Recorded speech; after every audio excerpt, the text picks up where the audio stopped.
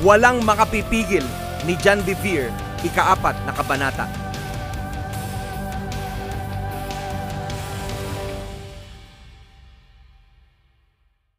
Kung paano lumakad si Jesus. Ang sino mang nagsasabing siya ay nananatili sa Kanya ay nararapat din namang lumakad kung paano lumakad si Jesus. Unang Juan 2:6. Kung tayo ay lalakad katulad ni Jesus noong siya ay namumuhay sa ating mundo, nararapat nating itanong, paano ba siya lumakad? Una, siya ay lumakad ng may kamanghamanghang kabanalan at kalinisan. Hindi siya nadaig ng mga pagnanasa ng mundong ito. Napagharian niya ang mga hindi natural at hindi makadiyos na mga pagnanasa. Gayon din, nagpahayag sa atin si Apostol Pablo tungkol sa tamang kaparaanan ng paglilingkod sa Diyos. Linisin natin ang ating sarili sa lahat na nagpaparumi sa ating katawan at kaluluwa at ating gawing ganap ang ating sarili sa kabanalan. 2 Korinto 7:1. Naririnig ba ninyo ang kanyang mga salita? Linisin natin ang ating mga sarili. Hindi niya sinabing lilinisin ka ng Diyos. Hayaan mong ipaliwanag ko ito. Ang dugo ni Jesus ang naglinis sa atin sa lahat ng kasalanan. Ito ang benepisyo ng katubusan natin. Subalit itinuturo ni Apostol Pablo kung paano natin ipamumuhay ang malayang ipinagkaloob sa atin.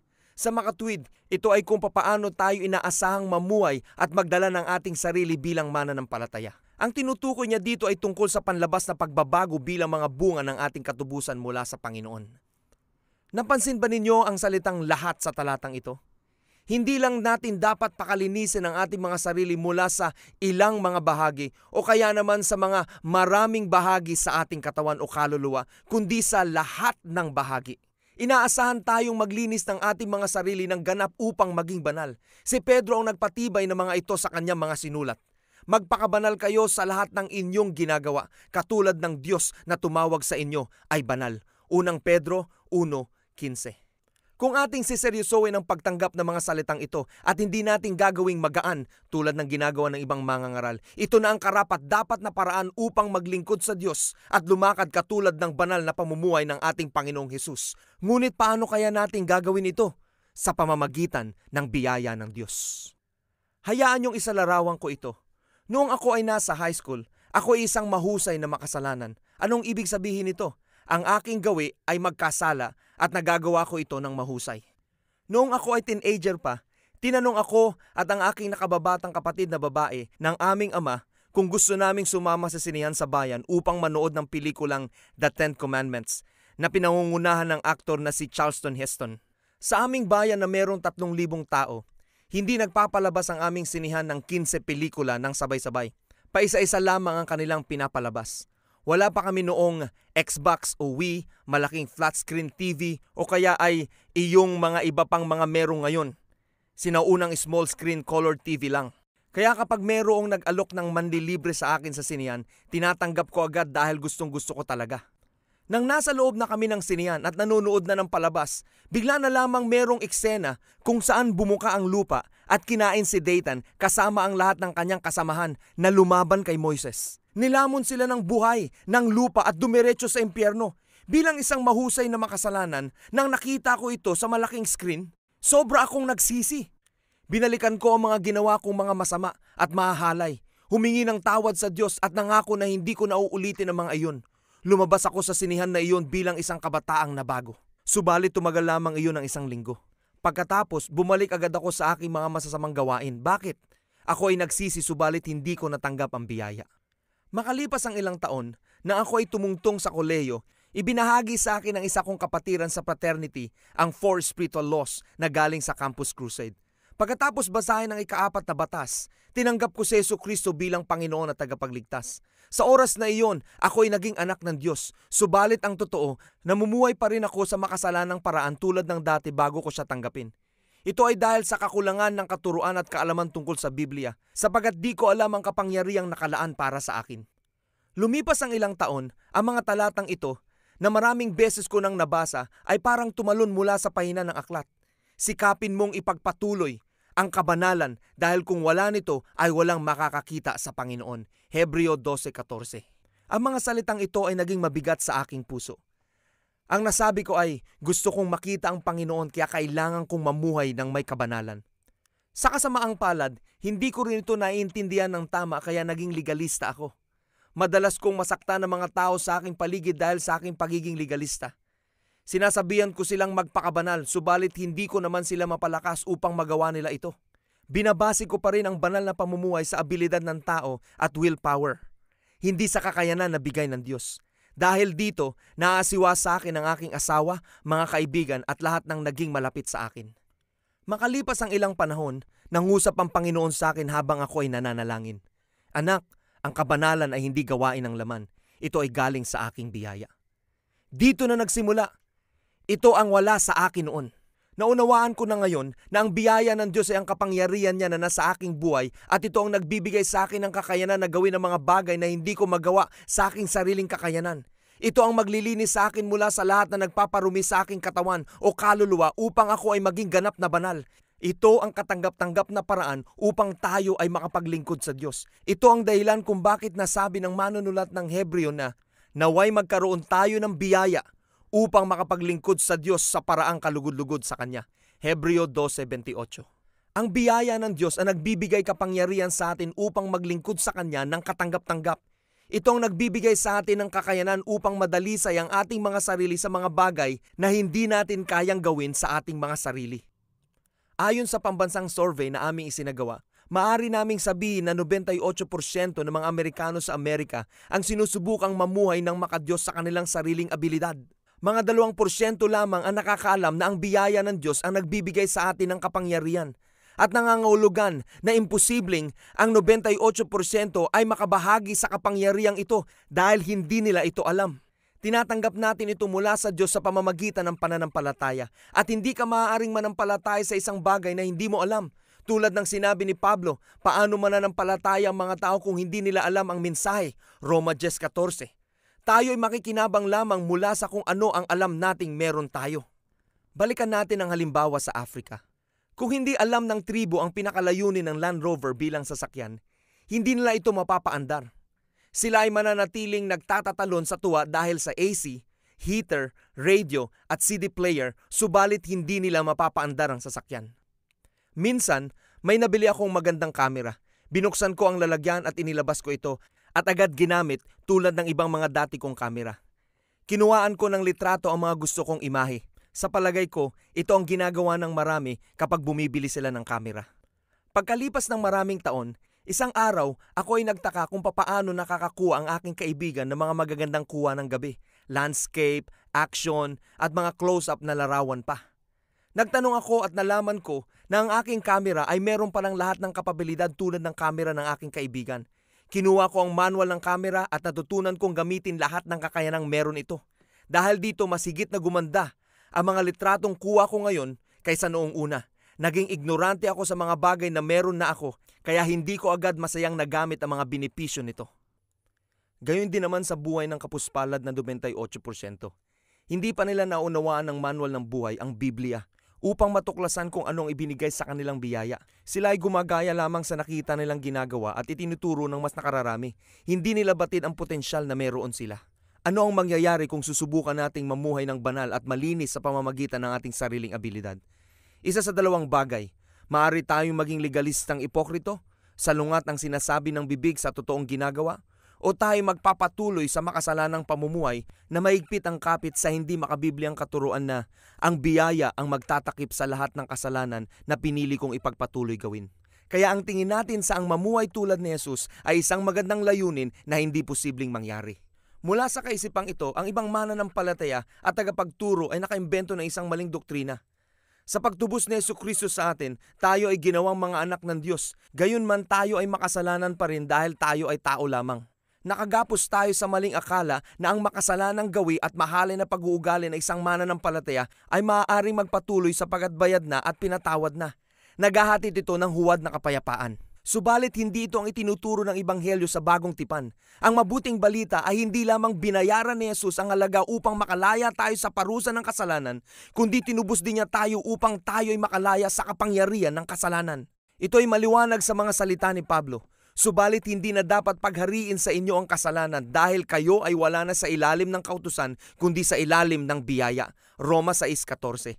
Ang kautusan ay maaari lamang pigilin ang mga tao. Sa kabilang banda, ang biyaya ay nagbibigay ng kapangyarihan na nagpapalaya sa atin mula sa mga bagay na di natin kayang palayain ang ating mga sarili sa sarili nating lakas, ang kasalanan. Kaya nga si Pablo ang naghihikayat sa mga Kristiyano sa Korinto, "Naninikluhod ako sa inyo na huwag ninyong pabayaan na ang tinanggap ninyong biyaya mula sa Diyos ay masayang." 2 Korinto 6:1.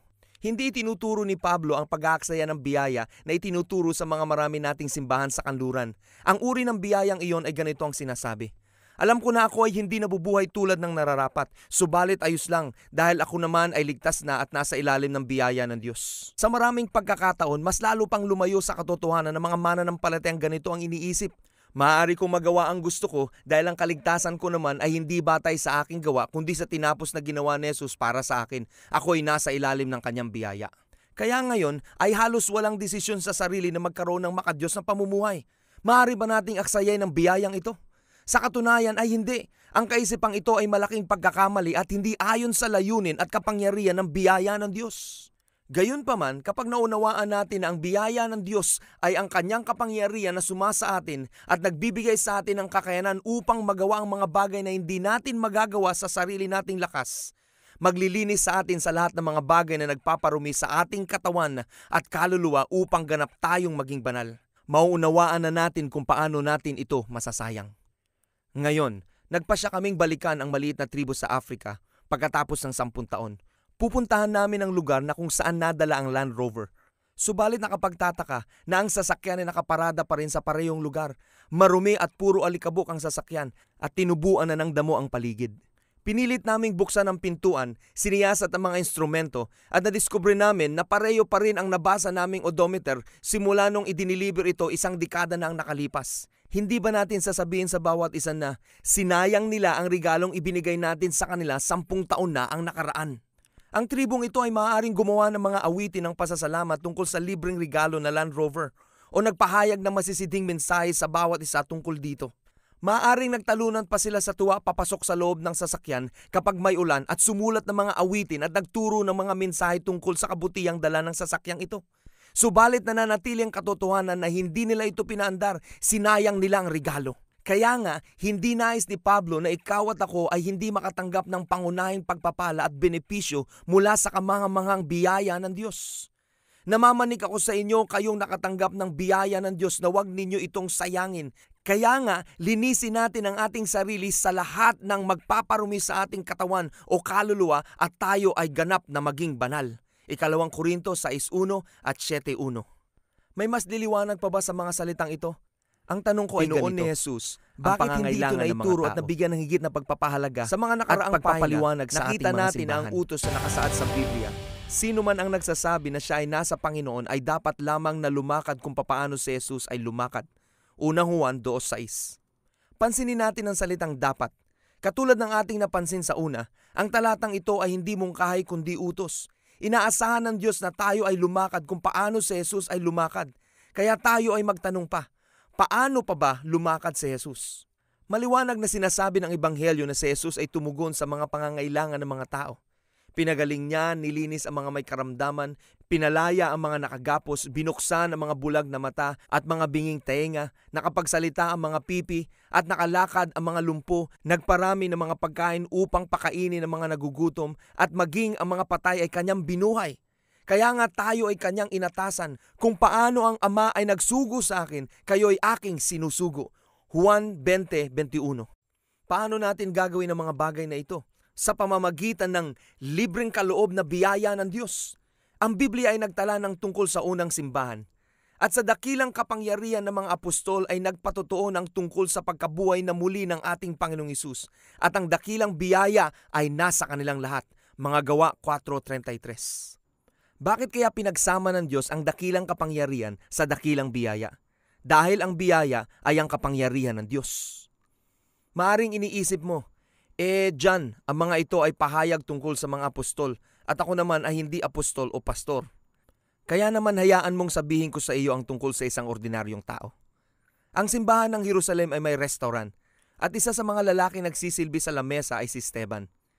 Hindi siya apostol, propeta, ebanghelista, pastor o tagapagturo. Hindi. Siya ay nagsisilbi ng pagkain sa mga matatandang mga babae.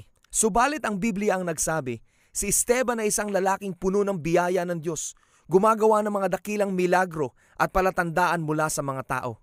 Mga Gawa 6:8. Paano kaya niya nagawa ang mga dakilang himala kung hindi siya apostol o pastor? Sa kapangyarihan ng biyaya ng Diyos. Ginawa niya ito tulad ng ginawa ni Jesus. Kinatagpo niya ang mga pangangailangan ng mga tao sa pamamagitan ng kapangyarihan ng libreng biyaya ng Diyos. Ang libreng kaloob na ito ay nakalaan para sa bawat mananampalataya. Ito ay para sa iyo at sa akin. Sa kadahilanang ito, si Jesus ang nag-utos sa atin na humayo kayo sa buong mundo at ipangaral ninyo ang ebanghelyo sa lahat ng tao. Ang mga mananampalataya ay binigyan ng kapangyarihan upang gumawa ng mga milagro. Sila ay maaaring magpatong ng kamay sa may sakit at ang may sakit ay gagaling. Marcos 16:15, 17 hanggang 18. Hindi sinabi ni Jesus na ang mga apostol lamang ang binigyan ng kapangyarihan, biyaya na gumawa ng mga milagro. At hindi rin niya sinabi na ang mga apostol lamang ang binigyan ng kapangyarihan, biyaya na maging mga anak ng Diyos. Hindi, maliwanag na sinabi ng salita ng Diyos na ang lahat ng tumanggap sa Kanya, sa kanila ibinigay ang karapatang maging anak ng Diyos. Juan 1:12. Wala tayong problemang paniwalaan ito, di ba? Ang Biblia rin na nagsabi sa atin, ang mga mananampalataya, hindi lamang mga apostol, ay binigyan ng kapangyarihan, libreng kaloob na biyaya na makagawa ng mga milagro upang tayo ay makalakad tulad ng kung papaano si Jesus ay lumakad. Sa kapangyarihan ng Diyos, tayo ay maghahari sa kasakitan, karamdaman at ano pa mang kahirapan na dulot ng buhay para sa mga mahal natin. Karunungan, kaalaman, pangunawa, pagkamalikhain. Paano pa ba lumakad si Jesus? Siya ay lumakad na mayroong kamangamangang karunungan, pangunawa, kabatiran, katalinuhan at pagkamalikhain. Ang karunungan niya ay tunay na nakapagpamangha sa mga kilalang edukadong mga personalidad. Saan ba nanggaling ang kanyang karunungan? Ang batang si Jesus ay lumaking malakas sa espiritu, puno ng karunungan at ang biyaya ng Diyos ay sumasa kanya. Lucas 2:40. Biyaya ang dahilan kung bakit siya ay nagkaroon ng di pangkaraniwang karunungan. Dinadala tayo nito sa isang mabuting katanungan. Kung ang biyaya ng Diyos ay para lamang sa kapatawaran ng kasalanan at pagpasok sa kalangitan, maraming Kristiyano ang sa ganitong paraan naturuan. Bakit pa kaya kinailangan ni Jesus ang biyaya? Hindi siya nagkasala kahit kailan. Kaya hindi niya kailangan ang kapatawaran. Bagamat si Jesus ay anak ng Diyos, siya ay ipinanganak at lumakad sa mundo bilang tao. Hinubad niya ang kanyang pagiging Diyos. Filipos 2:7. Kaya nga, siya mismo ay nangangailangan ng kapangyarihang dulot ng biyaya upang makalakad siya sa karunungan, pangunawa, kabatiran at kapangyarihang maglikha na nakapaloob sa kanyang karakter. Gustong-gusto ko ang pagkamalikhain ng kanyang karunungan, kagalingan at mabuting pagpapasya. Nailigtas nito ang buhay ng isang babae. Isinalaysay sa 2 kabanata ng Juan kung papaano nahuli ng mga reliyosong panatiko ang isang babae sa akto ng pangangalunya. Kinaladkad nila ito sa harapan ng templo at inihagis siya sa harapan ni Jesus. Nais kong malaman kung bakit hindi nila ginawa ito sa lalaki na nangalunya kasama ng babae. Tinanong nila si Jesus, si Moses ay nag-utos na ang babaeng mahuhuli sa pangangalunya ay nararapat batuin hanggang sa mamatay. Subalit kayo, anong masasabi ninyo? Sa harapan ng panunuligsang iyon, ang malikhaing karunungan ay kailangan. Si Jesus ay yumuko at nagsimulang magsulat sa lupa. Naniniwala ako na inilista niya ang mga pangalan ng mga lihim na kalaguyo ng mga namumunong ito. Marahil ay isinulat niya ang mga pangalang Hannah, Rachel, Isabel. Nang magpilit sa kanilang mga katanungan ng mga pinuno, tumigil ang Panginoon sa pagsusulat at nagsabi ng ganito, Mga Ginoo, sino man sa inyo ang walang kasalanan, hayaan nating siya ang unang magpukol ng bato sa babaeng ito. At nagpatuloy siya ng pagsusulat sa lupa. Gusto kong isipin na mga nagbabanal-banal ang mga lider na ito ay nakita na ang mga pangalan ng mga babaeng nakarelasyon nila. Subalit ito man ang dahilan o si Jesus ay naglagay ng paghahatol na ultimatum. Sila isa-isang bumitiw sa hawak nilang bato at mabilis na umalis. Sinabi ng Biblia na noong marinig nila ito, silang lahat ay umalis isa-isa mula sa nakakatanda muna. Juan 8:9. Si Jesus ay naiwan kasama ang babae. Matapos dito ay tumayo si Jesus at tinanong ang babae, Nasaan sila, babae? Wala bang natira dito upang ikaw ay usigin? Sinabi ng babae na ang lahat na nag-aakusa sa kanya ay umalis na. Kaya sinabi ni Jesus sa kanya, Hindi rin kita uusigin, kaya nga humayo ka at huwag ka na muling magkasala. Juan 8:10 hanggang 11. Ang karunungan ni Jesus at pagkamalikhain na nagligtas sa babaeng ito. Pansinin natin na hindi siya inusig ni Jesus. Si Jesus ang bukod tanging hindi nagkasala. Subalit malaking habag ang naipakita niya sa babaeng ito. Hindi siya nagbigay ng paghatol na karapat-dapat sa babae ayon sa batas. Gayunman siya ang nagsabi, humayo ka at huwag ka nang magkasala muli.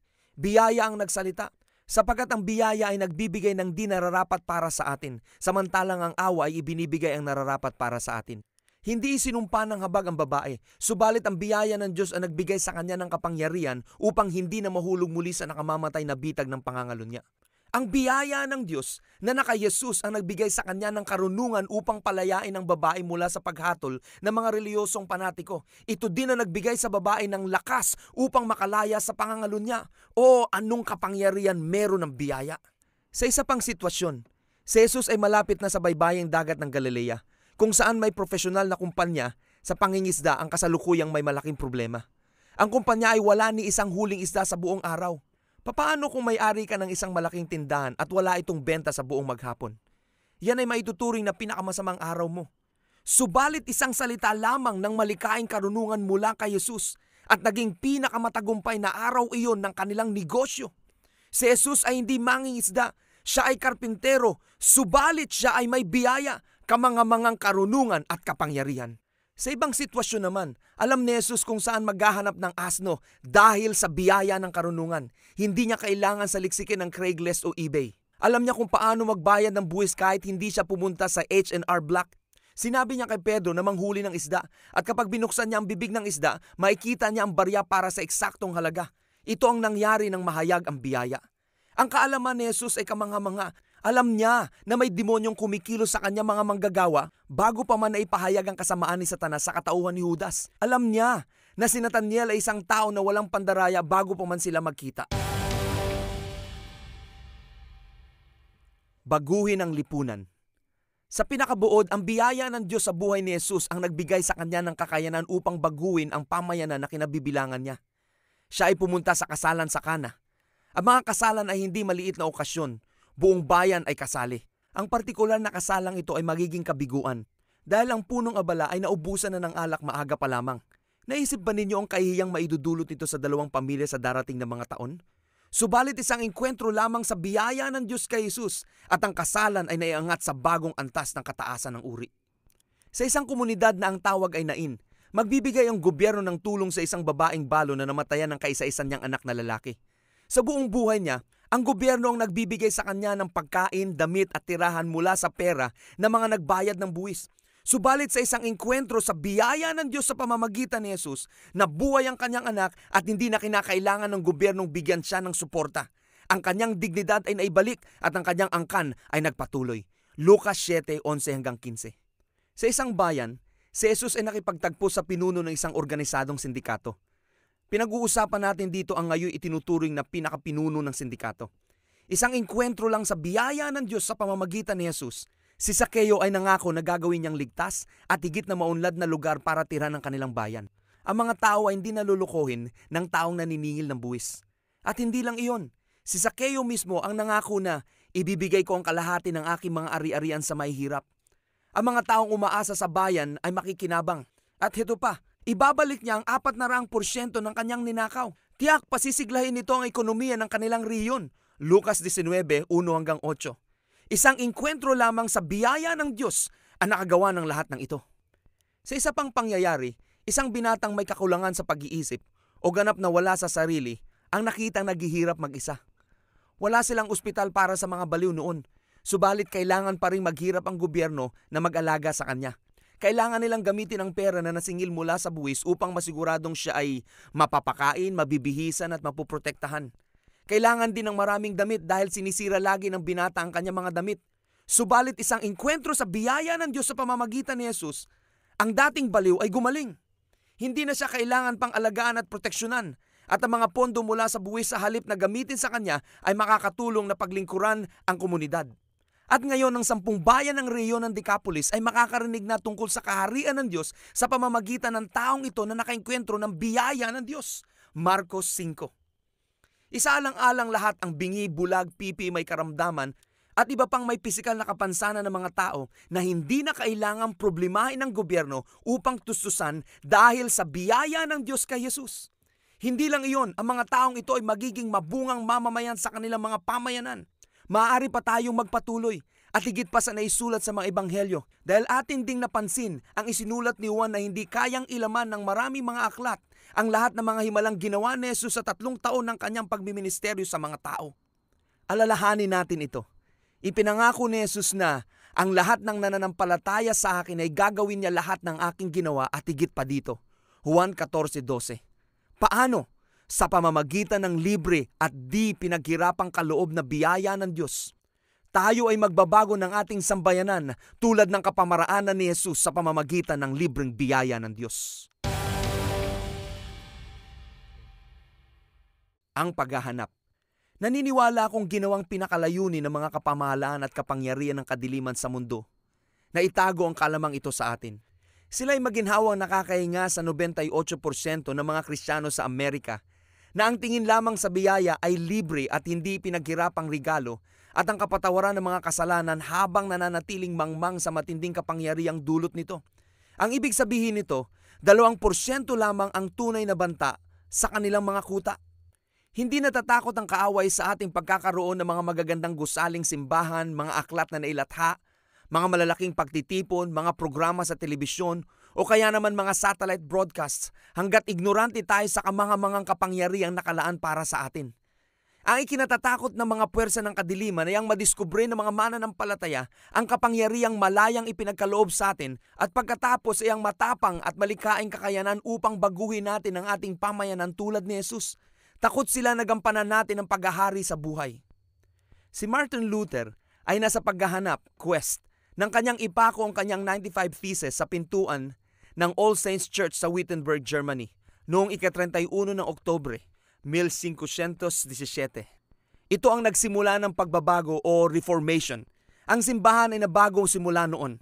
Ito ay gawa ng Espiritu ng Diyos sa pamamagitan ng tao. Ang buod ng kanyang thesis ay, ang mga matuwid ay mamumuhay sa pananampalataya. Hinamon niya ang mga maling katuruan ng organisadong simbahan na nagdala sa mga tao sa pagkakagapos. Ako rin ay nasa paghahanap. Alam kong may mga kasama ako sa layuning ito. Gusto ka naming isali. Hindi kami magpapako ng 95 na teses sa lumang pintuang kahoy, kundi sa pintuan ng mga puso ng mga kapwa mananampalataya. Ang aming mensahe, ang biyaya ay hindi lamang kaloob ng Diyos upang takpan ang ating kasalanan. Ito ay nagbibigay sa atin ng kapangyarihang mamuhay katulad ni Jesus upang maghari sa buhay sa pamamagitan ng kapangyarihan at kapamahalaan ng langit upang baguhin ang ating mundo ng impluensya. Tayo'y maging determinado na mapataas ang 2% na estatistika palapit sa 100%. Kapag ang mananampalataya ay nakarinig ng salitang biyaya, nawa ay kaagad niyang isiping ito ay kapangyarihang higit at lampas sa makataong kakayahan.